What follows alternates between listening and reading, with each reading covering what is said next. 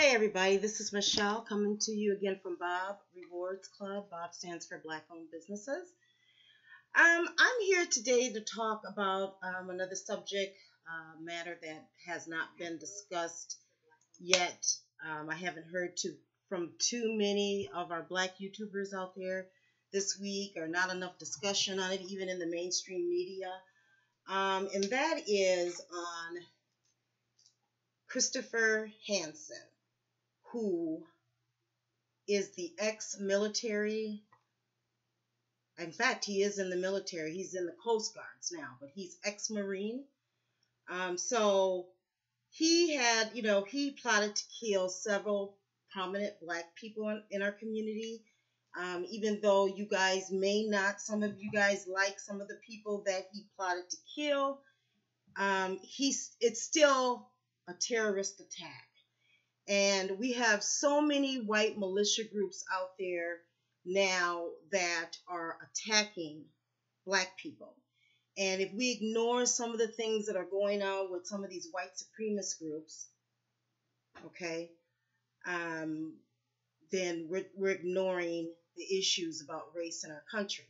So I am going to talk about some of these incidents that have come up, not all in this podcast today, but today I do want to share with you Christopher Hasson, okay, and talk a little bit about PTSD. So we're going to start out right now. I want to share to you guys our Fair Use Act, and I'm going to be playing a video of Tariq Nasheed. This came out yesterday. I don't know if you guys follow him.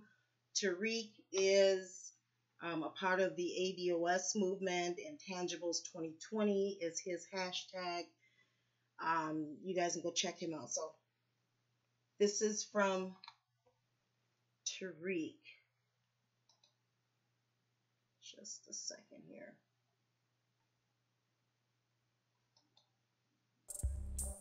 And this is Van Jones. Van Jones, he was on CNN today talking about the Jussie situation. And then also notice that some of this content might be and not here he goes. For every audience. You can clearly tell that Van Jones got his marching orders from white mommy, white daddy. They told him what to say. And listen to the logic in his he has been his in thing. the Black Listen, community. hold on. Empire as a listen to this. And I don't think people understand how important he has been. He's talking about Jussie. He's talking about Jussie. Okay. And I don't think people understand how important he has been in the Black community. Empire as a show. Yeah. To have him as a beloved character, I think did a great deal to knock back homophobia in the Black community. The fact that Empire has been celebrated, the fact that he has been celebrated, and you see homophobia in the Black community through his eyes on this show. This is a Jackie Robinson against homophobia in the Black community. And there's so much to unpack here. Oh my God, there's so much to unpack here, family. Where do I start? God damn. Where do I start, family? There's so much to unpack here, just right there. First of all, so you know that when you got so much to unpack, you don't even know where to start. I don't even know where to start. It's just so much. Did this fool try to say that Jussie was an icon, like he's like a Jackie Robinson? He's an icon like Jackie. Man, Jackie Robinson hit balls. Jussie Smollet suck balls. It's totally different. He's not an icon. All right, I just wanted to share that with you. I thought that would be a little bit of a joke. That's Tariq Nasheed. The thing is that everybody's been talking about Jussie all week. Actually, it's going to be going on 30 days, okay? And before that, it was R.Kelly. So all the times, we take so much of our time talking about issues that don't really help Black people or don't really impact Black people, okay? Now, Jussie is half Black. However, to talk about him in the media like they're doing and making such a big deal to even tie it to politics we can't jump aboard on that. We got to just stop. We can't keep talking about it to the point now this brother is actually being charged, okay, and may end up in jail. Just lost his job today. So anyway, I don't want to talk too much about that, but I want to bring out and talk about Christopher Hasson. And if you guys don't know who Christopher Hasson is, I'm going to read an article to you and share an article with you. And this is an article from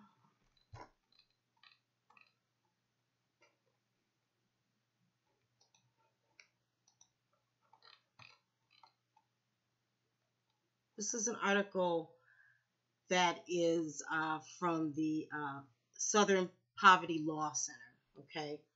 Talking about, this was just written actually yesterday.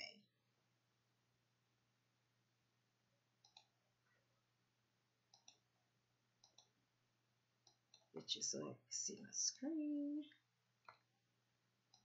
Okay. So, a U.S. Coast Guard lieutenant accused of being a domestic terrorist wrote a letter to prominent white supremacist Harold Covington discussing the idea of a white homeland and using focused violence to achieve that goal. You guys can take a look at this. He was 49 years old, resident of Bremerton, Washington, and the founder of the Northwest Front in September 2017. Covington was a longtime proponent of creating a white ethno-state in the Pacific Northwest. If you don't know, the white supremacists are all over the place now in America.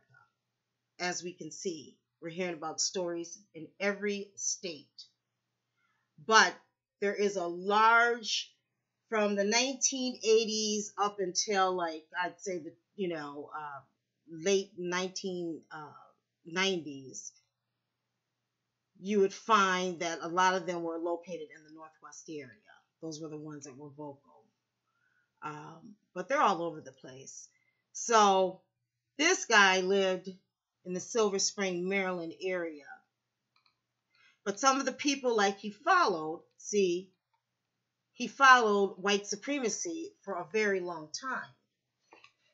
And I'm going to go ahead and play another video. This was Roland Martin was talking about it yesterday. And I'm not always for what Roland Martin has to say. However, he does have some good commentary at times. So I want you to listen to this. Let's talk about this case, which again, I'm sure others are not really paying attention to. And that is a major crime planned by an avowed white supremacist, a white domestic terrorist who is a lieutenant in the Coast Guard. I'm talking about Christopher Paul Hasson. He is, again, a Coast Guard lieutenant assigned to headquarters in Washington, D.C. He was arraigned today in federal court on charges of illegally possessing weapons and drugs. But prosecutors said that was the tip of the iceberg. In documents they filed, Hasson called for focused violence, quote, focused violence to establish a white homeland.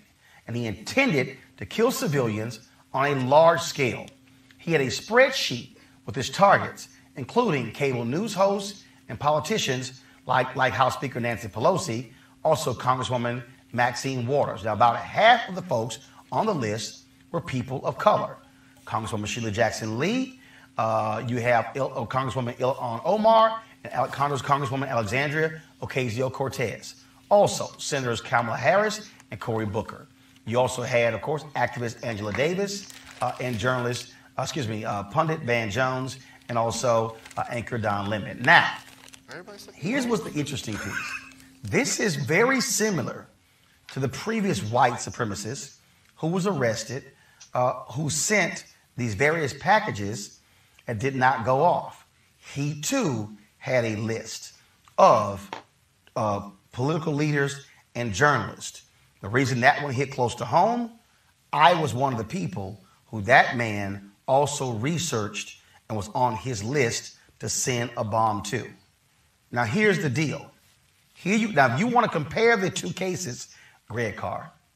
Here you have an avowed white supremacist, a member of the Coast Guard, one of the 5 branches of the military in this country, who they found a major arsenal. If we have a photo of the guns they discovered, please pull it up. This major arsenal, this guy was plotting to kill multiple people to create a white homeland.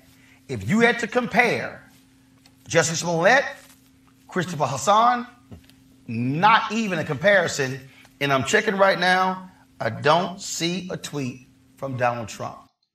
Now listen to that, what he said. If you had to compare Jussie Smollett, everybody's been talking about Jussie Smollett. And then before that, it was R.Kelly. These are nothing more than media distractions. You have a white militia who is in the Coast Guard, who is typing and searching on search engines,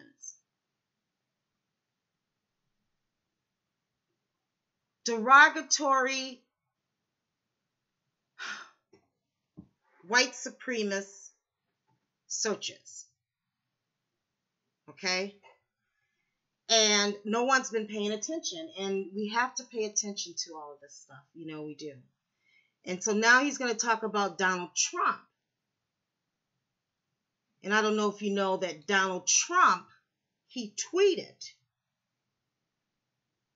about Jussie Smollett. He's part of these white supremacist groups. And we all know this. He's a white supremacist. His father was a Ku Klux Klan member.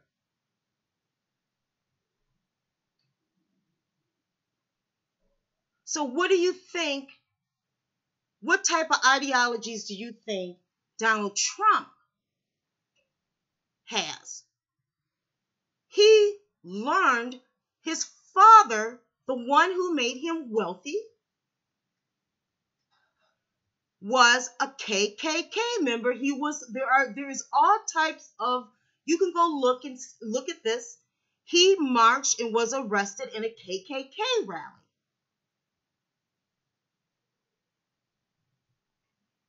So he tweeted, Jussie Smollett, what about MAGA, Make America Great Again, that's the slogan, and the tens of millions of people who insulted you with racist and dangerous comments.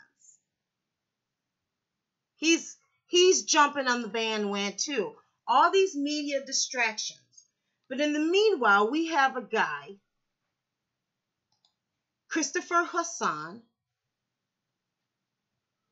who had a list, and here's his list, of people who he was going to assassinate. And despite we might not like half of these black people, because half of the lists are black people, prominent black people, are people who call themselves black, even though some of us would disagree with their heritage. If they're not ADOS, but they are black people, okay? So, and some of those black people are Don Lemon, Cory Booker, Kamala Harris, Maxine Waters, Van Jones, Angela Davis, Sheila Jackson Lee, and Ilhan Omar. Okay? And it's just very important that we don't get sidetracked, because this is crazy. And we're seeing a lot of killings, like, in the Chicago area and parts of the country when some of these killing sprees happen, especially now that a lot of gang activity is not like it was back in the 90s. Let's just keep it real. So when we see all these killing sprees and everything happening, these shootings, and we're seeing people get shot, these people, they don't wear the Ku Klux Klan outfits anymore. As they say, the MAGA hat may take that place, is taking that place.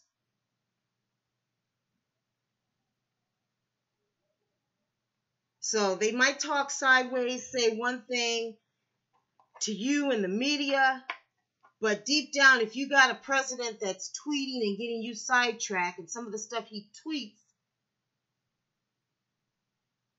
we know that we need to be looking and talking about other issues other than Jussie Smollet. Okay? Now, I want to talk about something else, too, and that is PTSD and the police in the military. See, a lot of these police officers that we have now that are in our communities, and I don't care if they're Latino, and I don't care if they're white, because Latino police officers make up the second largest group next to white. Per capita, there are more Latino officers than there are black officers. And that's a whole nother podcast talking about the police, their code of conduct, their history, and why that is. But I just want you to be aware of that, my brothers and my sisters, because of the fact that, like you see with the officer that killed Philando Castile, he was Latino. And a lot of the officers that have killed in Las Vegas, they're Latino. In California. Okay? And that's a whole nother discussion. But the PTSD itself, and I'm just going to read a little bit of this article. It says that in this article, actually, now just keep in mind, this was a couple years ago now. This was in September, a year and a half ago of 2017. Police1.com. Civilian law enforcement is among the most sought after careers for military veterans upon separation from armed forces. Okay, this widely acknowledged trend helps explain why upwards of 20% of those working in law enforcement have military experience, compared to roughly 6% of society at large. Okay. So then it goes on to talk about here about the PTSD from military service. Military veterans are known for having higher rates of post-traumatic stress disorder, PTSD. It's estimated that upwards of 30% of Vietnam veterans and 10 to 20% of those who served in Iraq or Afghanistan wars will suffer from PTSD in their lifetime. I beg to differ. I think it's even higher than that. My father was in the Korean War, and he had PTSD. So I beg to differ. I would say it's probably about 50%. Okay? So what you have on the streets out here are people who have been a part of some sort of violence, either through war or even seeing it on the streets of being a police officer.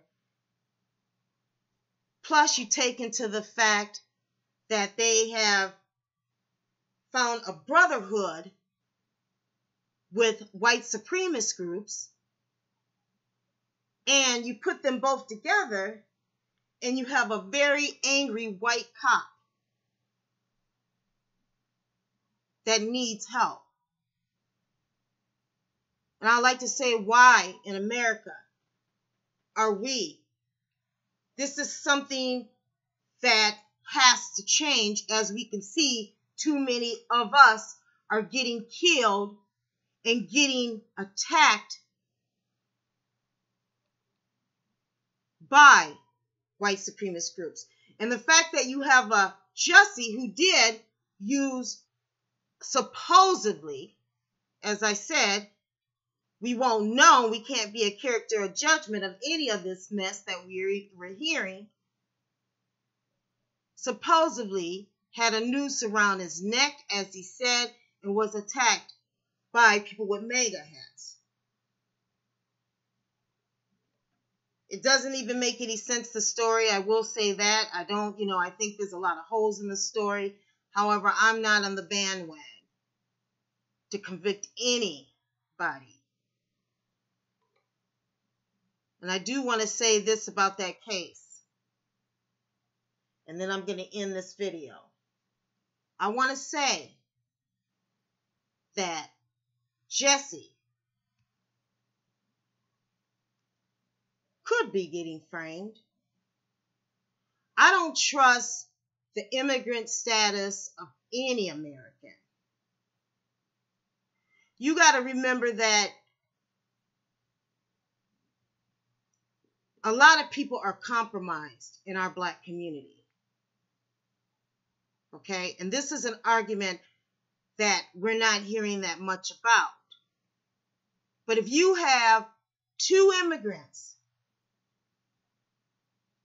that are from Nigeria, who's to say that one of those agencies, FBI, didn't go to them and say, hey, you'll be going back to Nigeria. You'll get kicked and expelled out of this country if you don't do 1, 2, 3, and 4.